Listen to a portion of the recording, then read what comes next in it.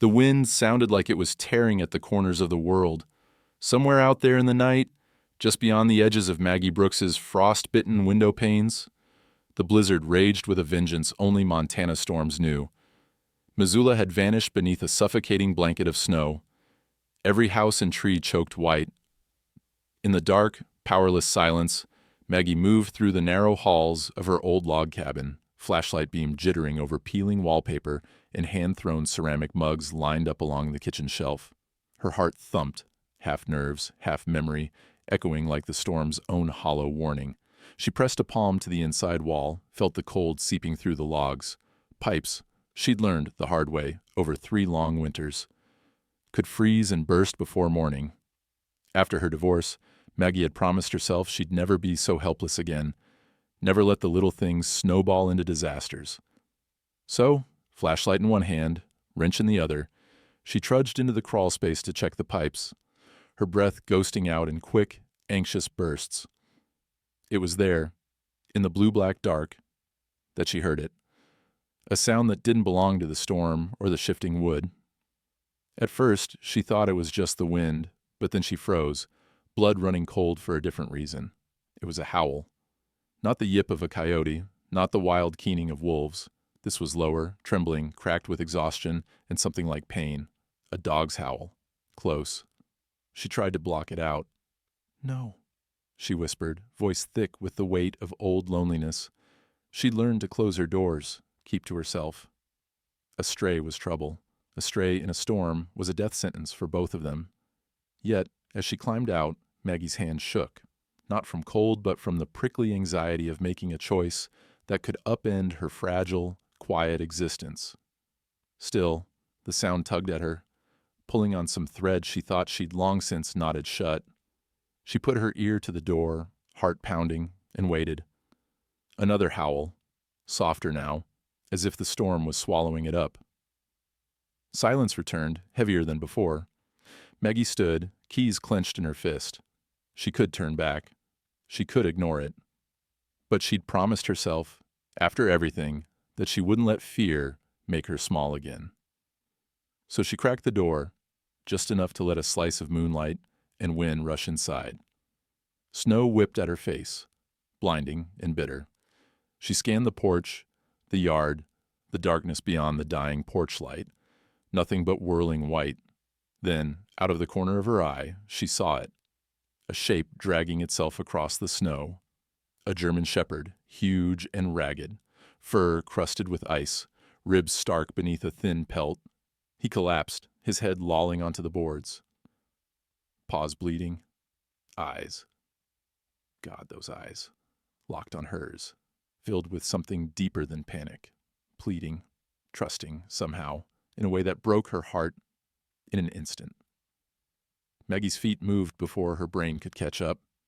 She dropped to her knees, ignoring the sting of cold biting through her jeans. Hey, boy, she whispered, her voice trembling. She reached out, stopped herself. The dog didn't flinch, just watched her, breathing in shallow gasps. It wasn't fear in his eyes. It was exhaustion. Pure, bone-deep surrender. He'd come this far for a reason, she thought, and it wasn't to die alone. She glanced around. No collar, no tags, just a faint glint of something metal hidden beneath matted fur. She knew she should be careful. Wild dogs, even the desperate ones, could turn vicious in an instant. But this dog, there was something different. Maggie reached forward, hand shaking, and brushed the snow from his muzzle. He licked her fingers, weak but gentle, and for a moment she felt the walls she'd built up inside herself tremble. The storm screamed overhead, rattling the porch, but Maggie hardly noticed. Okay, come on, she whispered. She slid her arms beneath his chest. He was heavier than she expected, every muscle tense, and dragged him inside, inch by inch, both of them slipping across the wood floor. She shut the door with her foot, then turned the deadbolt, as if it might keep out everything she was suddenly letting in. Inside, the cabin was warmer, firelight dancing over faded rugs and stacks of unfinished pottery. Maggie set the dog down by the hearth, hands numb from cold and fear. He lay still, watching her with those bottomless, haunted eyes. She fetched old towels from the closet, wrapped them around him, trying to staunch the bleeding from his paws. The sight of it made her chest tighten. The thought of how far he must have walked, what he'd run from, or toward. As she worked, she spoke softly, nonsense words, the way she might to a scared child. "You're safe now. It's okay. It's just us here." The dog whimpered, a sound that made her heart ache. She set a bowl of water beside him, but he barely moved. For a long time, Maggie just sat there, fingers tangled in his fur, watching the fire crackle and spit. She felt the weight of the storm outside, the world closing in, silent and white. But inside, the hush was different. Expectant somehow. She should have been afraid of disease, of what the neighbors would say, of waking up to find him gone, or worse, turned violent. But instead, Maggie just felt awake. For the first time in months, maybe years, she was not alone with her doubts and her regrets. There was a living, breathing creature depending on her, something to fight for, if only for one night. She watched his chest rise and fall, slow and shallow. "Thor," she whispered, naming him on a whim. "You look like you could fight the gods." The dog didn't stir, but the name hung in the air, defiant and stubborn. Thunder rattled the windows. Maggie sat there, knees pulled to her chest, unable to shake the feeling that the universe had just handed her a choice: stay closed off, or open her door to chaos, pain, and, maybe, hope. She didn't sleep that night. Instead, she sat by Thor's side, one hand resting on his head, listening to the storm outside and the slow, steady breath of the dog who'd appeared on her doorstep when the world went dark. In the quiet, something shifted inside her. The silence was no longer empty. It was alive with possibility. The storm did not let up. All through that endless night, the wind hammered Maggie's little cabin, snow piling in drifts along the porch, creeping under the door no matter how many old towels she stuffed against the crack. The power never came back. Her only light was the fireplace, orange flames flickering, sometimes sputtering, casting long, shifting shadows over Maggie, the battered dog at her feet, and the rest of her quiet, cluttered living room. She dozed off, her head slumped against the armchair, only to wake at the slightest movement. Every time Thor shifted or whimpered, Maggie's body snapped awake, a muscle memory of being responsible for someone besides herself, something she hadn't felt since her marriage had ended. She remembered how it felt to listen for footsteps in the hallway, a partner's breathing in the dark, the simple weight of not being alone. The sensation was so raw, it nearly hurt. Sometime before dawn, with the blizzard still screaming outside, Thor began to stir in earnest. He whined, turning in circles, claws scraping at the floorboards. Maggie thought maybe he needed water, but when she moved the bowl toward him, he ignored it, tail thumping weakly against the rug. The next sound, a thin, choked yelp, made Maggie bolt upright. Hey, what's wrong?" She knelt beside him, fingers searching his body for wounds she might have missed. But it wasn't blood from his paws this time. There was something else, something thicker pooling on the towel, a dark stain growing by the minute. Her breath caught. She stared, disbelieving.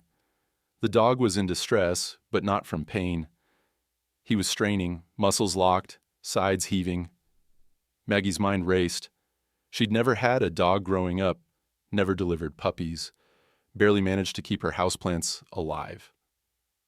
Suddenly, she was 16 again, alone with a friend in a high school bathroom, trying to remember what she'd learned in biology class. It took her a full minute to realize what was happening. No way. You're having puppies?" she blurted, her voice shrill with panic. Thor whimpered again, the sound desperate. Maggie ran to the kitchen, snatched every towel she owned from the cupboards, and cleared a space by the fire. She tried to steady her shaking hands. "Come on, Maggie. You made it through divorce court. You can do this." But her thoughts felt like birds scattering in every direction. She found her old flannel shirt and wrapped it around Thor's trembling body, trying to comfort him the only way she knew how. The next hour blurred into one long, feverish stretch of adrenaline. Thor, who she now realized was a she, strained and pushed, body racked with effort. Maggie knelt in front of her, whispering words she didn't know she remembered. "You're okay. Breathe. I've got you. Just a little more." The first puppy slid out in a wet, wriggling bundle. Maggie grabbed a clean towel, wiped it down, and placed it gently near Thor's nose. The mother licked her puppy, a deep, instinctual movement. The second came, then the third, each one arriving into Maggie's hands, squirming and squeaking, their tiny hearts thudding wildly beneath her palms. She lost count of how many times she prayed under her breath. Her knees ached from the hard floor. The fire hissed, nearly dying, and she threw more wood on the flames without ever leaving Thor's side. It was as if the world had shrunk to just this circle of light, these two creatures depending on her for survival. Blood stained her hands, but she didn't care. She focused on breathing, on keeping her voice low and steady, on the feeling of warmth returning to the little bodies as they nestled against their mother. Thor never snapped, never growled, even when pain twisted her face. Her eyes, wild at first, softened each time Maggie offered a puppy. The sixth and final pup came just as the sky began to lighten, gray dawn creeping in around the heavy drapes. Maggie collapsed back on her heels, heart pounding, sweat freezing on her brow. She took a long, shaking breath, scanning the tiny bodies, making sure each one was breathing. 6. 6 miracles, wriggling and mewling, squirming over each other for space at their mother's belly. Thor licked each of them, nuzzling the weakest. A little brown and white one, with a crooked tail. Maggie felt her throat close with emotion. "You did it, girl. You did it," she whispered. She pressed her forehead to Thor's, both of them shaking, not from cold but from the storm inside and out. For a moment the world was perfectly still, only the sound of puppies nursing and the dying storm beyond the windows. Maggie realized, with a jolt, that she'd done something she'd never thought herself capable of. She'd faced blood, fear, the unknown, and chosen to open her door, not just to a stray dog, but to the chaos and wonder of life. As the sun crept higher, pale gold over the endless white, Maggie moved the makeshift nest closer to the fire, arranging towels and pillows in a circle. She washed her hands, changed into a clean sweater, and made herself a cup of tea with water boiled on the wood stove. Every so often she'd check on Thor, now deeply asleep, her flank rising and falling as her pups tumbled over each other for milk. Maggie found herself humming, a half-remembered lullaby her mother used to sing. She caught her reflection in the window. Cheeks smudged with ash, eyes rimmed red, but alive, in a way she hadn't seen in years. She laughed, sudden and bright, startling the puppies. Thor's ear twitched as if in approval. She'd always imagined herself as a solitary figure, a background character in her own life. She never planned on being someone's savior or midwife. Yet, here she was, hands raw, heart pounding, surrounded by new life. Something inside her shifted, like the thawing earth beneath the snow, and she wondered what else she might be brave enough to try. She looked at Thor. No, not Thor. Not anymore. This dog was a mother, a survivor, with stories Maggie would never know. Their eyes met in the flickering firelight. For the first time since her divorce, Maggie didn't feel like a ghost haunting her own home. She was present, necessary, alive. As the storm faded, leaving behind only drifts and silence, Maggie lay on the floor beside the little family. The puppies squeaked and whined, fighting for space. Thor watched her, eyes clear and ancient, as if she understood everything that had changed in that single, impossible night. The old world, the quiet, empty one, was gone. In its place was something fierce and fragile, a bond formed by blood and hope. Maggie didn't know what would happen when the snow melted, or if the outside world would come knocking with questions and judgments. But for now, in the fragile morning, she let herself believe in the promise of firelight, in the miracles she'd helped usher into being, and in the healing that can begin when you let life in, no matter how it arrives. When Maggie awoke, it was hard to say how long she had slept. The storm had finally exhausted itself, leaving behind an unnatural hush that pressed in on every window pane. Light filtered in through the frostbitten glass, painting the walls with shifting patches of gold. She blinked, stretching muscles that had cramped from sleeping on the living room floor, then caught sight of the puppies. A tangle of tiny bodies, squeaking and rooting for warmth against their mother. For a brief moment, Maggie lay perfectly still, not wanting to disturb the fragile peace that had settled over her cabin.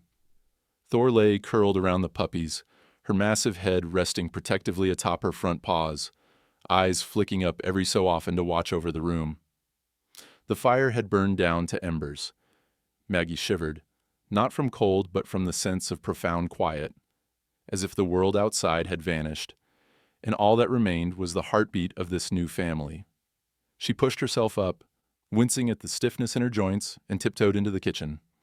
It felt like stepping into another life. The kitchen looked the same. Mismatched chairs, a cracked counter, a pile of bills stacked beneath a magnet on the fridge. But it felt different, as if every object had been rearranged by the events of the night. Maggie found herself humming without realizing it, a tune her hands remembered better than her mind. She boiled water on the stove, steam fogging the cold air. As she poured hot water over coffee grounds, the familiar aroma filled the small house, mixing with the sharp tang of winter and the earthy, unmistakable scent of new puppies.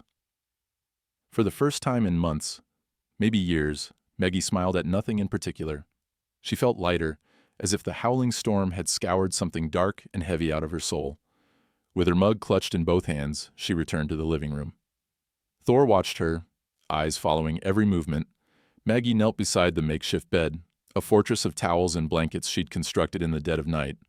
The puppies, now dry and warm, wriggled over one another, tiny mouths rooting for milk, paws kneading at their mother's belly.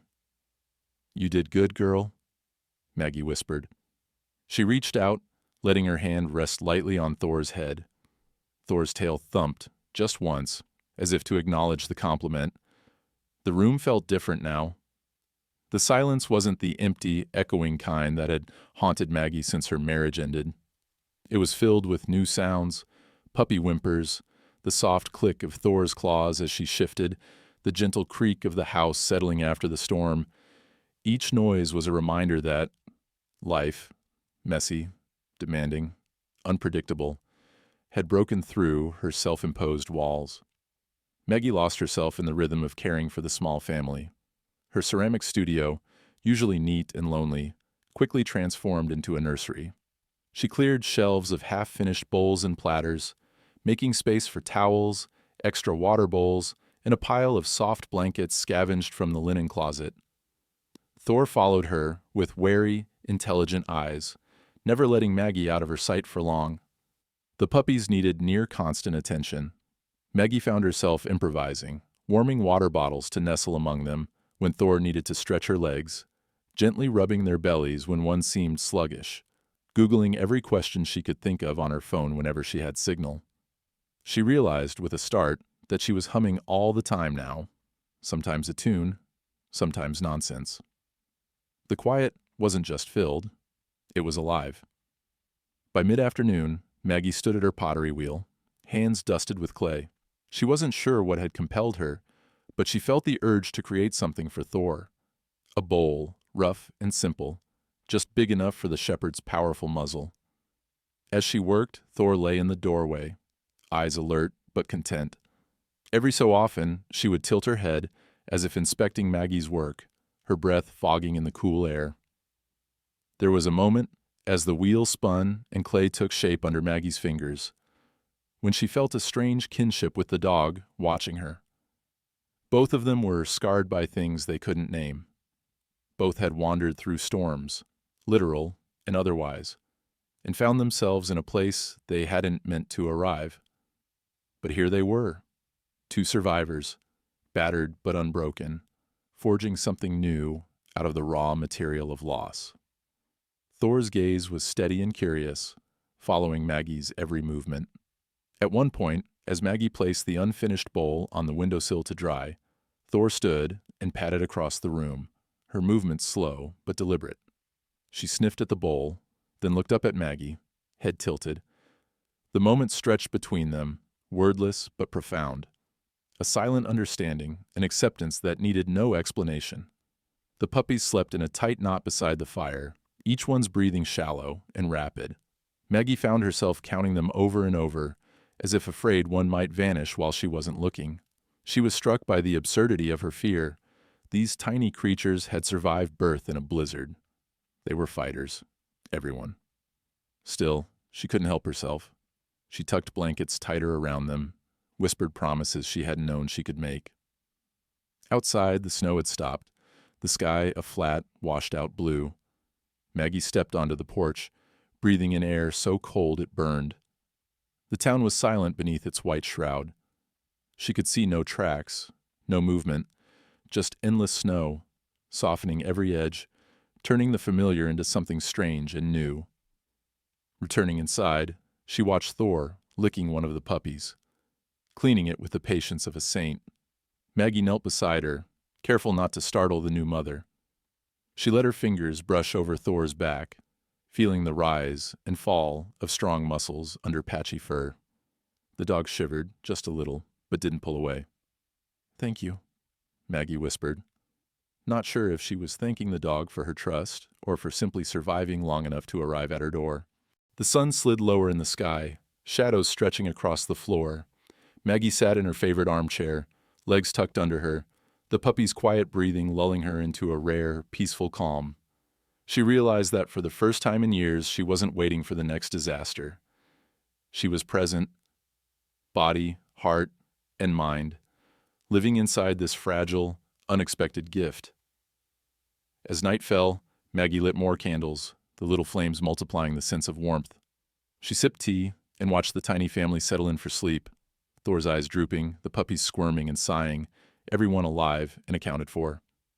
The silence was full now, of possibility, of hope, of the thousand small miracles that can happen when you open your door, just once, to something wild and in need. In the stillness, as the last of the fire died to coals, Maggie let herself believe that the world might just be big enough to hold her broken heart, and a little more besides. The world outside Maggie's cabin slowly shifted from frozen white to a shimmering, melting landscape as the Montana sun crept higher and the snow began to recede from doorsteps and rooftops. Maggie barely noticed. Days passed in a blur of gentle chaos. 6 puppies, feeding, sleeping, whining, exploring, and Thor's watchful gaze never far from them. The cabin, once echoing with silence, now hummed with new life. On the 5th day after the storm, a tentative warmth touched the air.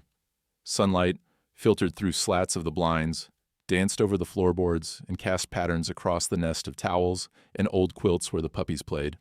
Maggie stood in her kitchen, making coffee, when she realized she was humming again.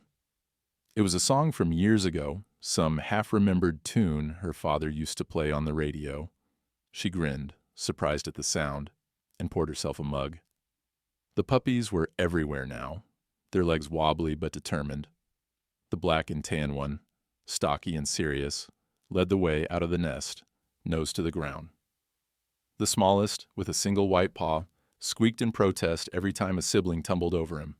Thor kept them in line with quiet nudges and stern looks. A true matriarch. Maggie watched them, coffee forgotten, and realized the emptiness she'd lived with for years was slipping away, filled instead with messy, beautiful noise.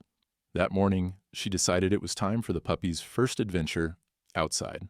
Bundling up in a battered coat, Maggie opened the back door and let the sun flood into the house. The air was crisp and clean, the snow a thick, melting carpet. Thor hesitated at the threshold, uncertain. Maggie knelt beside her, rubbing her ears. "It's okay, girl. They need to see the world, and so do you." Thor moved first, padding into the yard, head high and ears alert. The puppies spilled after her, a tumbling, yipping tide. Maggie laughed out loud, a sound so sudden it startled a chickadee from a nearby tree. She leaned against the doorframe, watching as the pups stumbled through the snow, noses buried in cold white drifts, tails wagging furiously. She named them as she watched their personalities emerge. The black and tan leader became Ember, her confidence obvious from the start. The small, white-pawed puppy was Maple, Sweet, timid, always seeking warmth. The boldest, a brown blur who darted through Thor's legs, was Dash. Scout was the observer, eyes wide and thoughtful, never straying far from Thor. Luna, with her moon-shaped spot, howled at everything, testing her tiny lungs. Moose, the biggest, was clumsy but full of good intentions, barreling through his siblings with endearing disregard. Ember, Maple, Dash, Scout, Luna, Moose, Maggie whispered, repeating the names until they felt real. It was as if, by naming them, she claimed a piece of their world, and maybe, for the first time in years, claimed a place for herself, too. She spent the morning playing with the puppies, their joy infectious. Thor's watchfulness never faltered. Whenever Maggie reached for a pup, Thor would dart between them, eyes wary. It took Maggie a while to realize it wasn't fear. It was habit. Protection, learned over a lifetime of uncertainty. Later, as the puppies napped in the sun, Maggie sat beside Thor on the porch steps. She absent-mindedly stroked the big dog's fur, feeling the rough scars beneath her fingers. There was a long, jagged mark along Thor's left side, mostly hidden by her thick coat. Maggie's hand slowed as she traced it, her curiosity outweighing caution. Thor stiffened, eyes darting back to Maggie. For a moment, Maggie thought she might pull away. Instead, Thor exhaled, a long, trembling sigh, and settled, allowing the touch. Maggie lifted the fur gently, exposing more of the scar. That's when she saw it, faint, almost invisible under the fur, a line of blue-black ink tattooed near Thor's hind leg. Numbers. A serial code, worn and faded. Maggie's breath caught. "You've seen war, haven't you?" she whispered, her voice so soft she barely heard it herself. The realization came in a rush. This was no ordinary stray. She'd seen stories on TV about military dogs, about K-9 units deployed in places she could hardly imagine. Some came home as heroes. Others were abandoned, lost, or forgotten when their usefulness ended. She let her hand rest on Thor's back, the silence between them growing heavy with unspoken stories. Thor watched her, eyes ancient and patient, accepting Maggie's uncertainty as if she'd been through this same examination before. Maggie wondered about all the places this dog had seen, the people who'd cared for her, the dangers she'd faced, the reason she'd ended up on Maggie's frozen porch that night. When Maggie stood to go inside, Thor hesitated, caught between the world of shadows she'd come from and the safety of Maggie's porch. The sun caught the scar on her flank, the serial number, and for the first time, Maggie saw not just a survivor, but a dog marked by history, by violence, by loss, by choices made far away. The puppies stirred, yipping and tumbling down the steps. Luna slipped and rolled, Dash nipped at her tail, Moose barreled through the group, scattering them like marbles. Maggie smiled, scooping up Maple and cradling her in her arms. Thor followed, her watchfulness never relaxing, even in this new, bright world. That night, as the puppies slept curled in their nest, Maggie lay awake. She thought about the scar, the number, the haunted look that sometimes flickered across Thor's face. She thought about what it meant to carry the past on your skin, to live with memories that never quite fade. Maggie wondered if Thor's flinch, the way she sometimes jerked away from a sudden movement or loud sound, was the result of training or trauma. Or both. Maggie sat by the fire, the room lit in warm gold, and whispered, "You're safe now. I don't know what happened to you, or where you came from, but you're safe."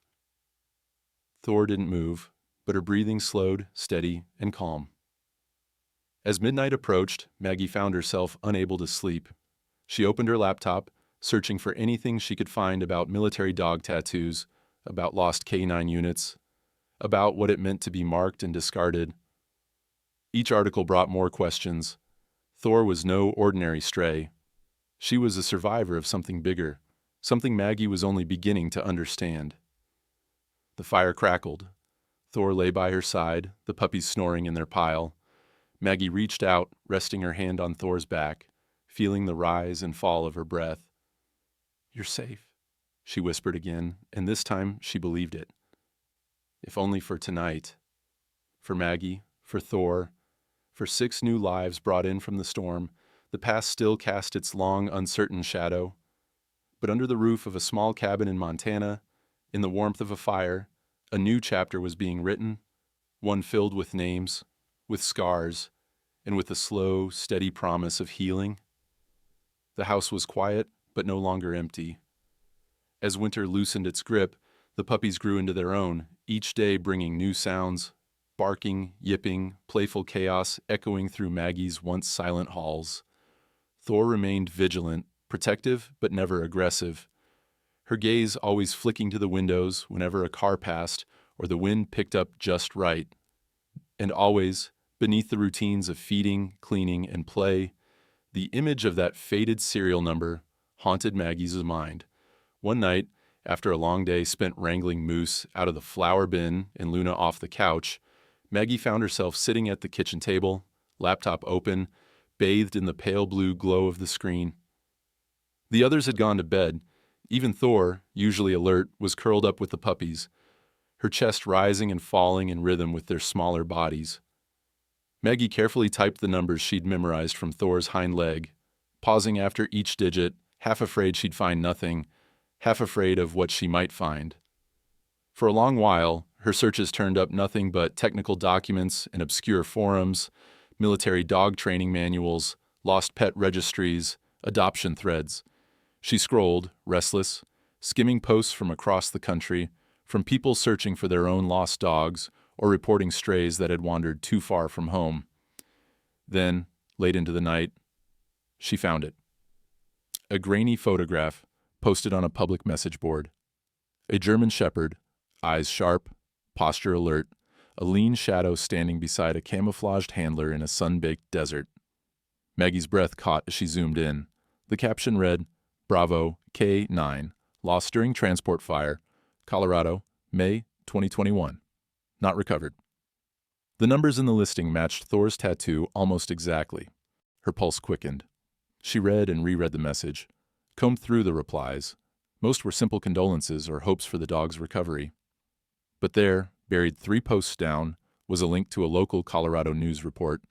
Military K, 9 unit displaced by fire. 2 dogs recovered, 1 missing. The article was short, the facts sparse. Maggie's mind raced with questions. How had Thor, Bravo, ended up all the way in Montana? Who had been looking for her? Had anyone given up? She printed the photo, hands trembling, and tucked it under the fridge magnet with the rest of her important papers. The thought gnawed at her. Thor, or Bravo, might not really be hers. She belonged to someone else, a unit, a handler, maybe even a grieving family that never got to say goodbye. The next morning, Maggie couldn't shake her unease. As she sat on the porch steps with her coffee, Thor sidled over, pressing her weight gently against Maggie's side. It was a comfort, silent and sure. You've got secrets, don't you? Maggie murmured, scratching behind Thor's ears. You've seen places I can't even imagine. Later that day, curiosity winning out over caution, Maggie took clearer photos of Thor's tattoo and posted them to a couple of online forums dedicated to missing K9S and military working dogs. She left the details vague, worried that someone might try to claim Thor without any real connection. Still, the responses poured in. Well-wishers, people sharing stories of their own lost companions, and a handful of messages that made the hair on Maggie's arms stand up. One, from an account with no profile picture, read simply, Don't trust the company that left him. He wasn't lost. He escaped. Maggie reread it a dozen times. Was it a prank? A warning? Her chest tightened as she tried to shake off the sense of dread. As the sun set, Maggie carried a bowl of fresh water outside and found Thor standing perfectly still, nose in the air, ears up, eyes scanning the horizon. The puppies were tumbling through the grass nearby, all paws and floppy ears. Maggie's mind raced. If what the message said was true, Thor's past might be more complicated than she'd imagined, more dangerous even. She spent the next days alternating between hope and fear. On one hand, she wanted to believe Thor had simply gotten lost, separated from her unit, surviving by sheer will until she found Maggie's door. On the other, the idea that someone, or some organization, was hunting for her, or had abandoned her on purpose, twisted Maggie's stomach into knots. One sleepless night, Maggie dove back into her search. She traced forum threads, obscure Reddit posts, even government archives that required hours to access. She found rumors about a private company subcontracted to transport military K-9S, one that had gone through a quiet rebranding after an incident in Colorado. Some users speculated that the company had a habit of pushing animals too hard, discarding those who failed their strict tests or didn't obey perfectly. One handler, writing under a pseudonym, claimed dogs were sometimes experimented on, retrained for new jobs if they failed at their first. Maggie stared at the screen, sick. Was this why Thor flinched at raised hands? Why she never barked, only whined in her sleep, legs twitching with memories? Was Thor, or Bravo, more than just lost? The days blurred together, each one a balancing act between the safety of the present and the shadows of the past. Maggie played with the puppies, laughing as Moose chased his own tail, or Luna tried to catch snowflakes on her tongue. But every time a car slowed on the road, every time the phone rang without a number she recognized, Maggie's heart pounded. She checked and rechecked the locks on her doors, made sure the windows were shut tight every night. Then one afternoon, she received another anonymous message. If you care about him, keep him off the grid. They monitor the numbers. They don't want people asking questions. The message vanished from her inbox after she read it, leaving behind only a cold, crawling fear. Maggie knew she couldn't hide forever. Sooner or later, someone would come asking about the dog, with the haunted eyes and the battle scars. She resolved to keep Thor safe for as long as she could, to stand between her and whatever darkness lurked in her past. She would protect Thor and her pups, even if it meant digging up secrets that others wanted to bury. On a cold, clear night, with the puppies finally asleep, Maggie sat by the fire with Thor curled at her feet. She laid her hand on the dog's scarred side and whispered, "I don't know who you used to be, but you're family now. Whatever comes, we face it together." Outside, a full moon shone over the snowy yard, the shadows of the pines stretching long and thin across the ground. Maggie watched them dance, a quiet promise echoing in her heart. Some stories don't end with rescue. Some only begin. It was a morning like any other, or so it seemed. Maggie had barely managed a sip of coffee before chaos began, puppies yelping at the door, Thor doing her best to herd the wriggling mess away from Maggie's clay studio. The sun was crisp and bright, warming the leftover drifts in the yard, and for a few hours Maggie let herself believe the world outside her cabin had forgotten them. Here, it was just her, the dogs, and the never-ending parade of small, ordinary miracles. She was cleaning out the pups' bedding, laughing as Moose and Luna tumbled over her boots, when she heard it, the unmistakable crunch of tires on frozen gravel. Maggie froze, hands wrapped around a soggy blanket. Her heart leapt straight to her throat. No one drove out here unless they had a reason. The vehicle, a sleek black SUV, windows tinted so dark they looked like mirrors, pulled up just beyond her fence. Every instinct Maggie had screamed at her to get inside, bolt the doors, hide the dogs. Instead, she scooped up Scout and called to the rest, her voice low but urgent. Thor came immediately, nose pressed to Maggie's knee, her whole body tense. The puppies, oblivious, kept yipping and playing. 2 men got out. They wore black coats, neat and pressed, and sunglasses despite the overcast morning. One was tall and broad, the other wiry and sharp-eyed. Their movements were precise, rehearsed. Maggie's mind raced. FBI. Animal control? No, she told herself. Not for a dog, not out here. Still, a chill ran down her spine. They didn't open the gate, but stood on the other side, surveying the yard. The taller one called out, "Miss Brooks?" She nodded, jaw set. "Who are you?" He flashed a badge, too quickly for her to read it. "We're with Canine Tactical Research, here on behalf of the Department of Defense. We believe you have property belonging to the federal government." Maggie's arms tightened protectively around Scout. "There are no government dogs here, just strays. The storm brought one to my door." The wiry man smiled, thin and humorless. "We know you have a German Shepherd, female." tattooed with serial 2175A. That animal was lost during a federal operation and must be returned immediately. Thor's body pressed harder into Maggie, a low rumble vibrating through her chest. Her eyes, usually so gentle, were wild now, flicking from the men to Maggie and back again. Maggie could feel the panic in her, a trapped energy building. The tall man took a step forward. These animals are not pets. They're highly trained, highly valuable, unstable. We need to transport her for evaluation and reintegration. She's not unstable, Maggie shot back. Her voice wavered, but she didn't back down. She saved my life. She just had puppies. She's not going anywhere with you, unless you have a warrant. The two men exchanged glances. The wiry one's lips curled in irritation. Miss Brooks, you don't understand. Dogs trained for war aren't meant for civilians. You don't want this responsibility. Thor growled, a sound Maggie had never heard from her before. It wasn't anger, but pure panic, desperate and low, as if she was reliving every nightmare at once.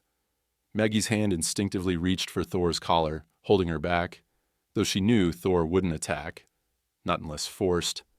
The tall man's voice softened, almost persuasive. We're not the enemy.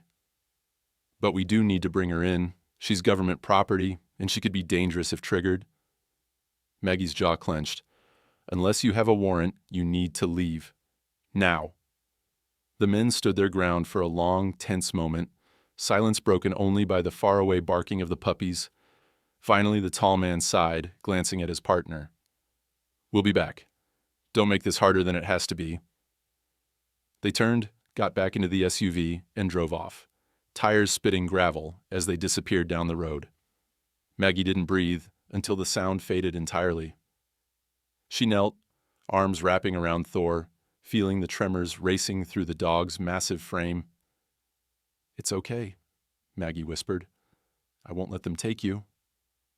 Inside, she locked every door, pulled the curtains tight.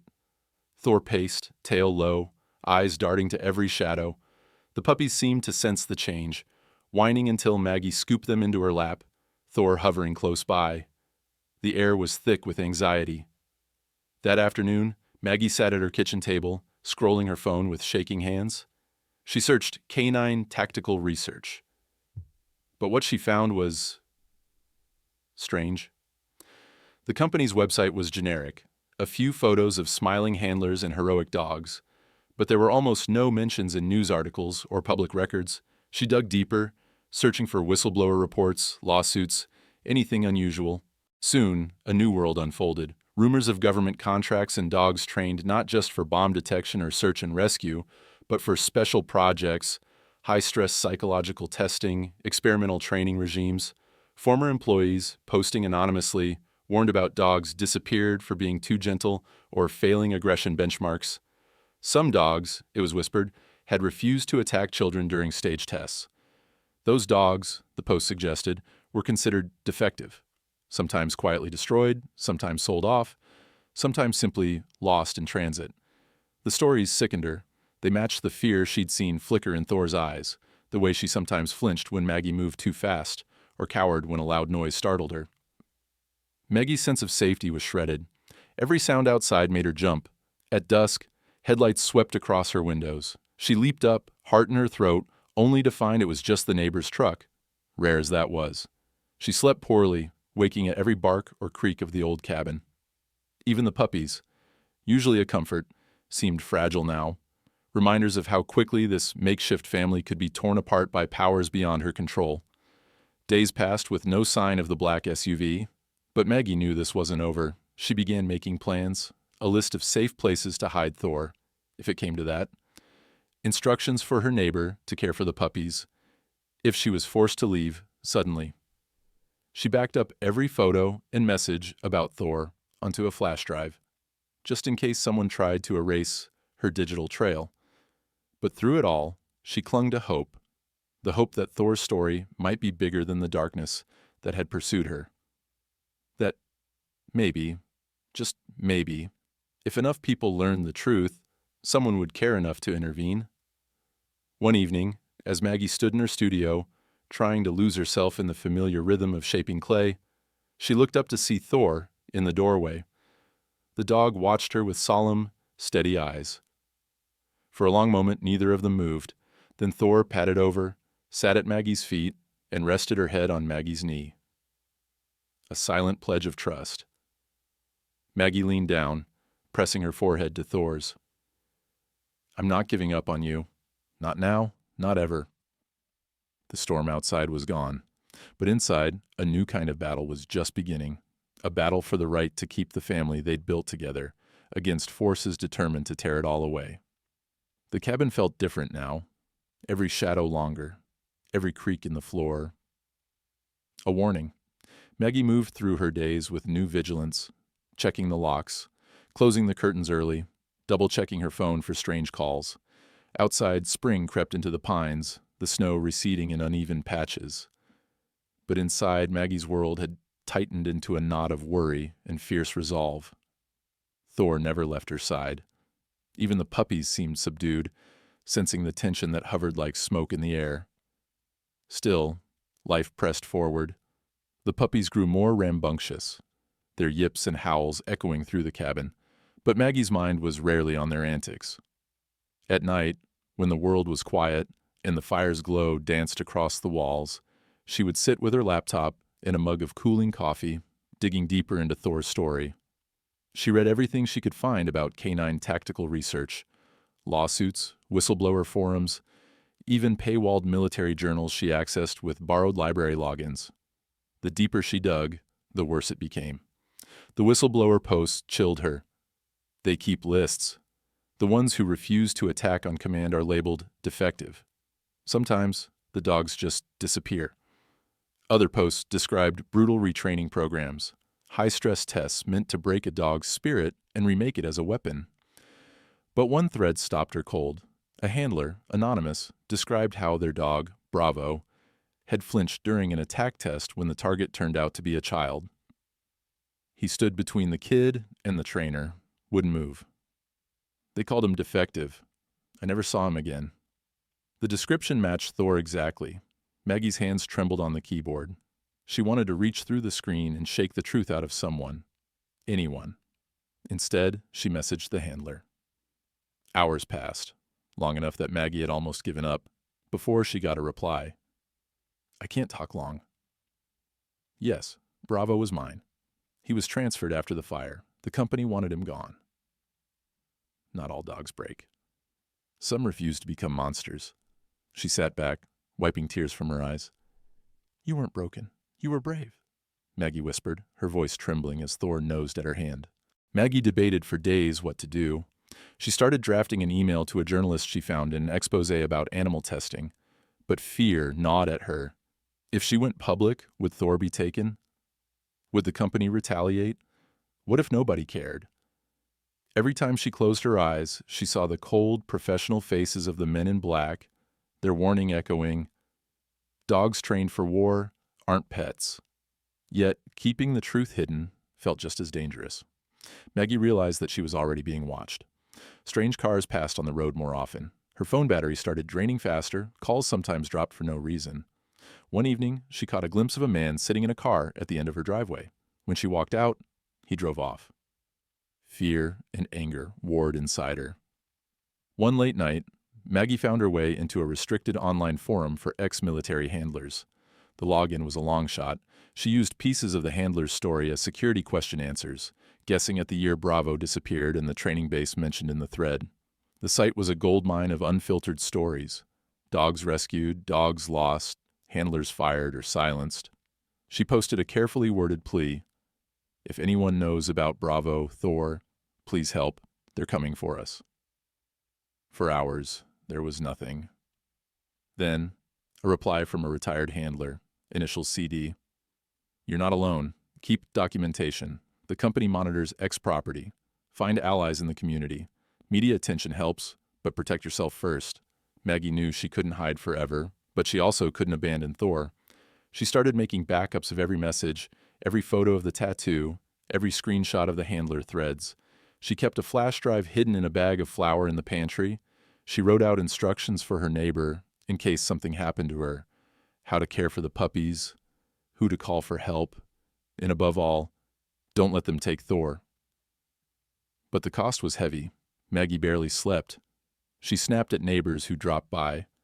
She found herself jumping at shadows, clutching her phone when the wind rattled the windows. Even the puppies seemed to sense her stress, staying closer, whimpering when she raised her voice. Only Thor remained steady, pressing close when Maggie's hands shook or her eyes filled with tears. One night, as she was refilling Thor's water bowl, her own handmade pottery, rough and imperfect, Maggie made a decision. She couldn't keep hiding. She needed the truth out.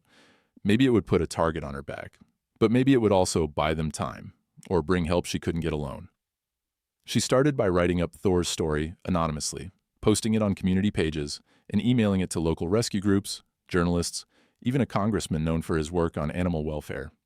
She changed details, her location, the timeline, but included photos of Thor's tattoo, the scar, and the puppies.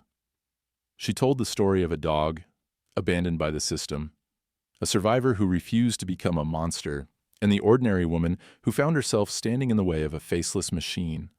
The response was overwhelming. Messages poured in from veterans, animal lovers, former handlers. Some offered advice, others resources. But a few warned her, again, be careful. The company has friends in high places. A local news station picked up the anonymous story, broadcasting a segment about the hero dog who refused to fight, using stock footage and a digitally blurred photo of Thor. Maggie's hands shook as she watched it, fear and pride battling inside her.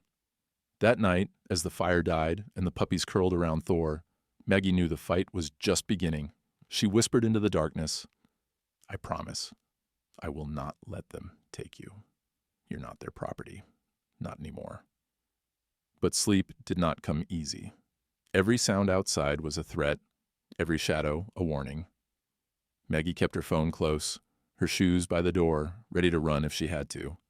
Yet underneath, the fear was something else, a stubborn, rising hope. Thor had survived because she refused to give up. Maggie could do no less. In the weeks that followed, Maggie watched the world begin to shift. Strangers left bags of dog food at her mailbox. Neighbors she barely knew offered to help if anything strange happened again. At the diner in town, a veteran quietly slipped her a note. "I know what it's like to be hunted for being different. Stand tall. You're not alone." But Maggie knew, deep down, that the company hadn't given up. She caught sight of the black SUV again, this time farther up the road, parked beside the tree line.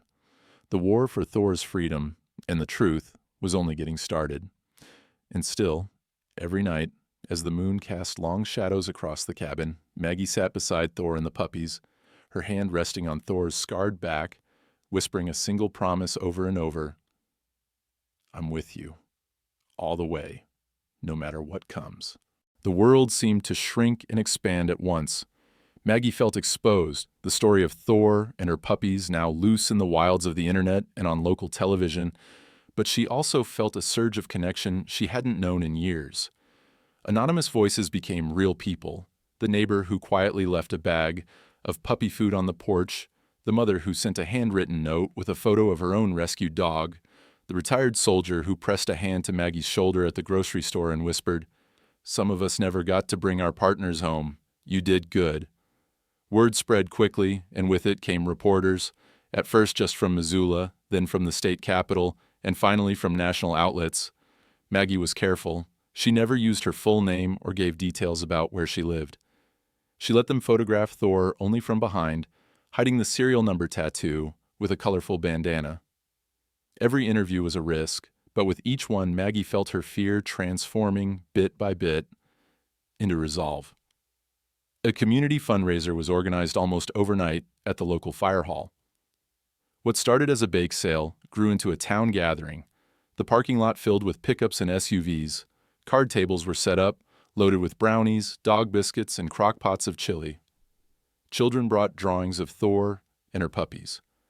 Old men and women in worn coats passed around a boot for donations. Local reporters set up tripods and lights, trying to capture the moment. A banner over the door read, "For Thor, a true survivor." Maggie stood at the edge, hesitant, but Thor pulled at the leash, guiding her into the warmth and noise. People pressed close, asking questions, offering help, telling stories of their own rescue dogs and lost pets. A few wore military ribbons on their jackets. Maggie felt the eyes of the whole town on her and realized it wasn't just about Thor anymore. It was about standing up when it mattered. At the fundraiser, a local journalist, young, eager, and kind, asked if Maggie would share Thor's story in person. Maggie hesitated, feeling the old dread rise in her chest, but she saw Thor sitting quietly at her feet, head high, as if she knew her whole life had led to this moment. With a trembling voice, Maggie recounted how she'd found Thor half frozen in the storm, how the dog had delivered her puppies by firelight, how scars in a serial number hinted at a past far darker than any strays. As Maggie spoke, the room hushed. She told them about the men in suits, about the anonymous warnings, about the handler who'd messaged her, voice breaking only when she said, "This dog refused to hurt a child. She survived because she was too gentle for the world she was born into." There was a moment of deep silence, then a ripple of applause. It grew louder, real, thunderous, the sound of a community making a promise. Veterans approached her quietly, thanking her for fighting when so many others couldn't. A teacher pressed a small envelope into Maggie's hand. Inside was a class photo, each child holding a handmade thank you card. Later, as the crowd thinned, a man Maggie had never seen before stepped forward. He was older, in a battered army jacket, his eyes tired but kind. He knelt before Thor, opening his hand to reveal a tarnished military medal. "This was for my K9 partner," he said, voice gravelly with memory. "He never got to wear it. Thor deserves it." He placed the medal at Thor's feet. Maggie's breath caught, and for a moment she could say nothing at all. The weeks that followed brought more attention, but also a growing sense of safety. Investigative journalists picked up the trail. Former employees from Canine Tactical Research came forward, confirming stories of dogs rebranded as defective, of units quietly dissolved, of paperwork vanishing after accidents and unfortunate incidents. Lawsuits resurfaced. Lawmakers demanded answers about missing dogs and corporate cover-ups. The company's phone numbers were suddenly disconnected. Its website became a blank page. Someone, somewhere, had decided the heat was too much. Maggie kept her guard up. There were still strange cars on the road, and her phone sometimes clicked with calls that dropped in silence. But the threats grew fainter, diluted by the spotlight. Thor was no longer just a number. She was a face, a story, a symbol of what was wrong and what might still be made right. Neighbors brought food, blankets, toys for the puppies.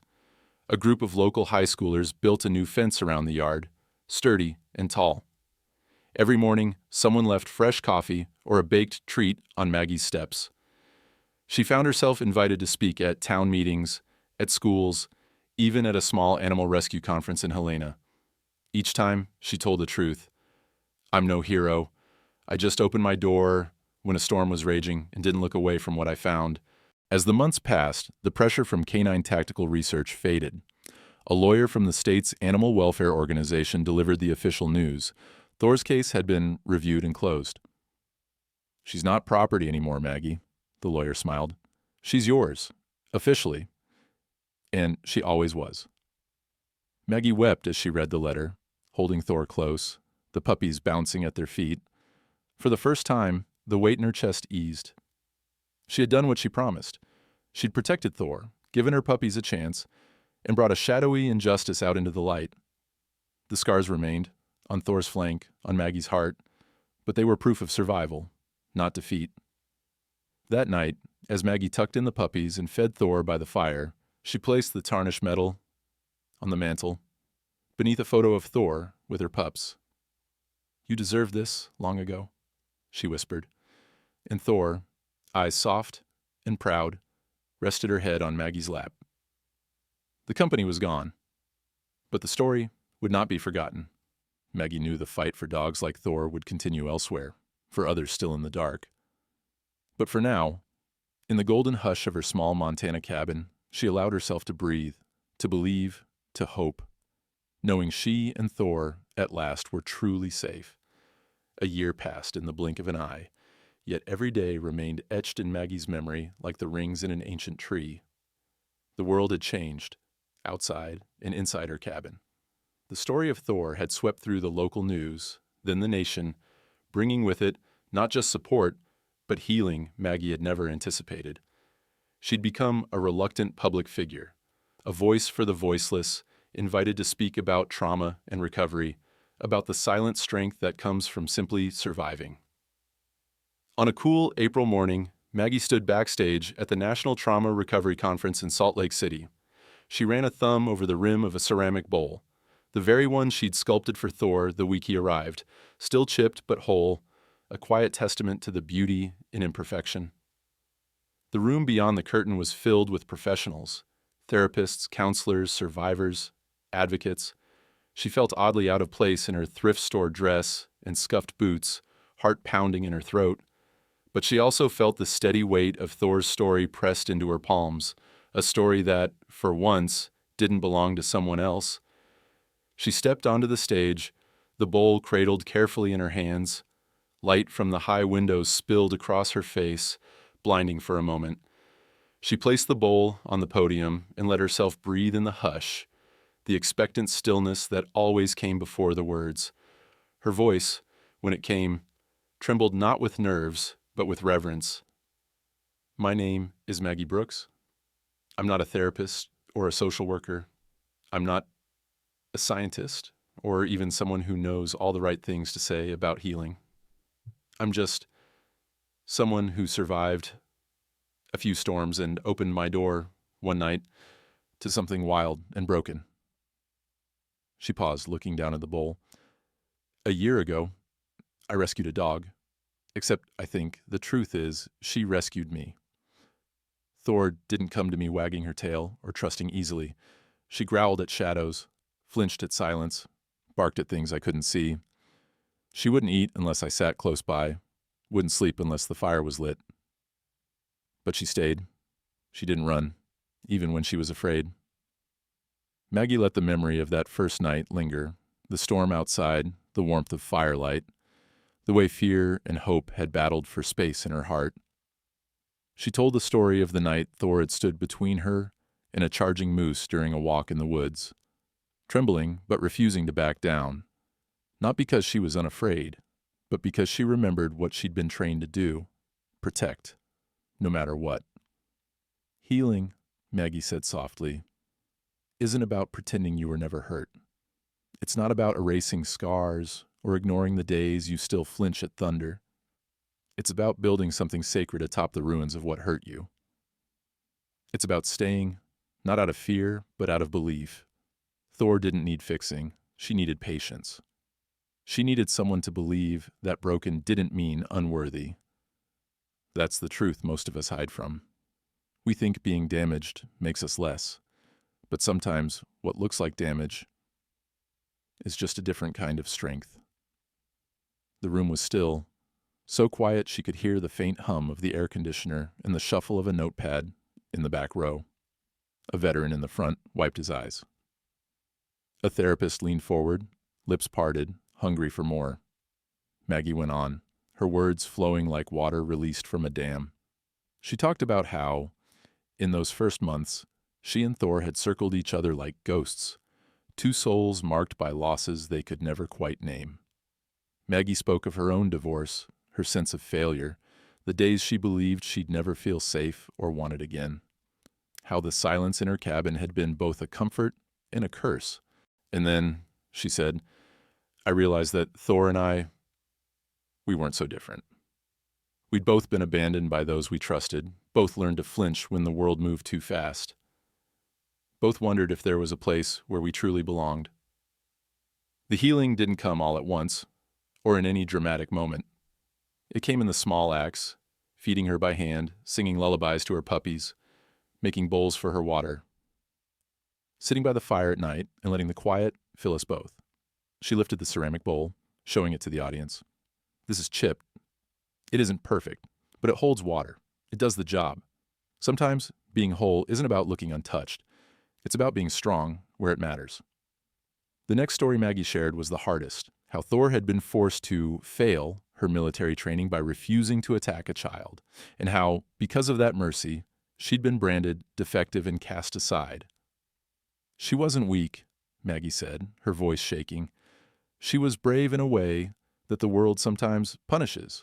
She didn't need to be reprogrammed. She needed to be accepted. Maggie described the morning she found Thor curled around her puppies, fierce and protective, but gentle as any mother. She recounted the weeks of watching the puppies grow, seeing Thor transform from a creature defined by survival to a parent capable of trust and warmth. She compared Thor's journey to the journey of so many trauma survivors, human and animal alike. We don't heal by erasing what happened. We heal by making space for what's next, by letting someone new in, by risking love again, by believing that our scars can lead us home. She paused, her own eyes stinging with tears. Thor taught me that strength doesn't always look loud. Sometimes it's quiet, a decision to stay, to trust, to get up and eat and sleep and play, even after the world has tried to teach you fear. The audience was silent, but Maggie could feel the room leaning toward her, hearts cracking open just a little. She finished with a story of Scout, the puppy she'd kept, a dog who now worked as a therapy animal in a local hospital, bringing comfort to children and veterans alike. I like to think a little bit of Thor's spirit lives on in him. That courage can be taught, not through force, but through love. Maggie knelt at the edge of the stage, inviting Scout onto the platform. The dog trotted up, tail wagging, earning a gentle laugh from the crowd. Sometimes, the bravest thing you can do, Maggie said, stroking Scout's head, is to choose to stay. Through fear, through failure, through love. She looked out at the sea of faces, some smiling, some weeping, all bearing the quiet marks of battles nobody else could see.